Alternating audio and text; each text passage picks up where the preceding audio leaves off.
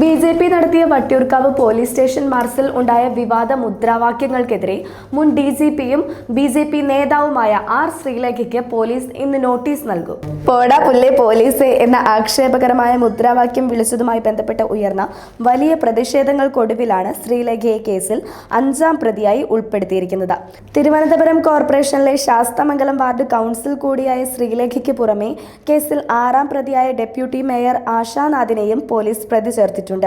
March ഉദ്ഘാടനം ചെയ്തത് ശ്രീലേഖയായിരുന്നു. സംഭവത്തിൽ ആർ. ശ്രീലേഖയ്ക്കെതിരെ നേരത്തെ തന്നെ രൂക്ഷമായ വിമർശനങ്ങൾ ഉയർന്നിരുന്നു. പോലീസ് സേനയുടെ തലപ്പത്തിരുന്ന വ്യക്തി തന്നെ ഇത്തരത്തിൽ തരം താഴ്ന്ന മുദ്രാവാക്യങ്ങൾ വിളിച്ചത് സേനാ അംഗങ്ങൾക്കിടയിൽ വലിയ അതൃപ്തിയുണ്ടാക്കി. എന്നാൽ താൻ മുൻപും തെറ്റായ പ്രവണതകൾക്കെതിരെ പ്രതികരിച്ചിട്ടുണ്ടെന്നും പോലീസ് അവരുടെ ജോലി ചെയ്യട്ടെ എന്നുമാണ് വിഷയത്തിൽ ശ്രീലേഖയുടെ നിലപാട്. നേട്ടയത്ത് ബി.ജെ.പി. പ്രവർത്തകർക്ക് നേരെയുണ്ടായ പോലീസ് നടപടിയിൽ പ്രതിഷേധിച്ചായിരുന്നു വട്ടിയൂർക്കാവ് സ്റ്റേഷനിലേക്ക് ബി.ജെ.പി. കൗൺസിലർമാരുടെ നേതൃത്വത്തിൽ മാർച്ച് സംഘടിപ്പിച്ചത്. കൃത്യനിർവഹണം തടസ്സപ്പെടൽ ഉൾപ്പെടെയുള്ള വകുപ്പുകൾ ചേർത്താണ് ഇപ്പോൾ കേസ് മുൻപോട്ടു പോകുന്നത്.